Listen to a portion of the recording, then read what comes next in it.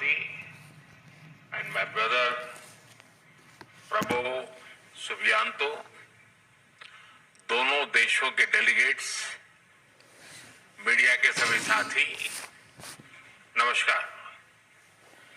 भारत के पहले गणतंत्र दिवस पर इंडोनेशिया हमारा मुख्य अतिथि देश था और यह हमारे लिए अत्यंत गर्व का विषय है कि जब हम गणतंत्र के 75 वर्ष मना रहे हैं, इंडोनेशिया एक बार फिर इस ऐतिहासिक अवसर का हिस्सा बना है। इस अवसर पर मैं राष्ट्रपति प्रबोध उसका भारत में हार्दिक स्वागत करता हूं। साथियों, 2018 में मेरी इंडोनेशिया यात्रा के दौरान हमने अपने साझेदारी को कॉम्प्रिहेंसिव स्ट्रेटेजिक पार्टनरशिप के रूप में आगे बढ़ाया था। आज राष्ट्रपति प्रबोवो के साथ आपसी सहयोग के विभिन्न पहलुओं पर व्यापक चर्चा हुई।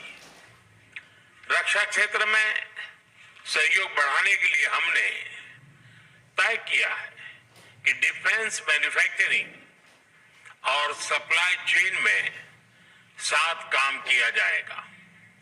हमने maritime security, cyber security, counter terrorism और डी रेडिकलाइजेशन में सहयोग पर भी बल दिया है।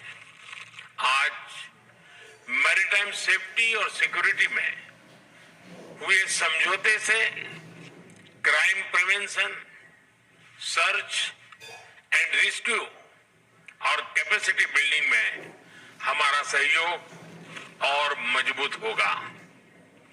पिछले कुछ वर्षों में हमारी द्विपक्षीय व्यापार में तेजी आई है और पिछले वर्ष यह $30 बिलियन से अधिक हो गया है। इसे और बढ़ाने के लिए हमने मार्केट एक्सेस और ट्रेड बास्केट को डाइवर्सिफाई करने पर बात की है। प्राइवेट सेक्टर भी हमारे प्रयासों में बराबर का भागीदार है।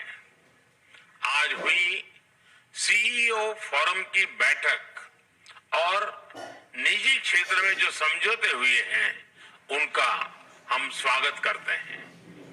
Fintech, artificial intelligence, internet of things और डिजिटल पब्लिक इंफ्रास्ट्रक्चर जैसे क्षेत्रों में हमने आपसी सहयोग को और सशक्त करने का निर्णय लिया है।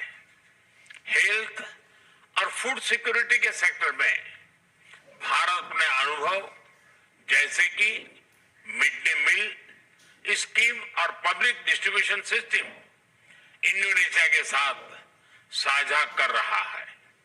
हमने तय किया है कि energy, critical minerals, science and technology, space और स्टेम एजुकेशन के क्षेत्रों में भी साथ मिलकर काम किया जाएगा। दोनों देशों की डिजास्टर मैनेजमेंट अथॉरिटीज के बीच जॉइंट एक्सरसाइज की जाएगी। साथियों, भारत और इंडोनेशिया के संबंध हजारों वर्ष पुराने हैं। रामायण और महाभारत से प्रेरित गाथाएं और बाली यात्रा हमारे लोगों के बीच अनवरत सांस्कृतिक और ऐतिहासिक संबंधों के जीते जागते प्रमाण हैं। मुझे खुशी है कि इंडोनेशिया में बोरोबुदुर बौद्ध मंदिर के बाद अब हम प्रम्बानन हिंदू मंदिर के संरक्षण में भी योगदान करेंगे। साथ ही वर्ष 2025 को Bharat ASEAN year of tourism के रूप में मनाया जाएगा। इससे भारत और इंडोनेशिया के बीच सांस्कृतिक आदान प्रदान और पर्यटन को को भी बढ़ावा मिलेगा।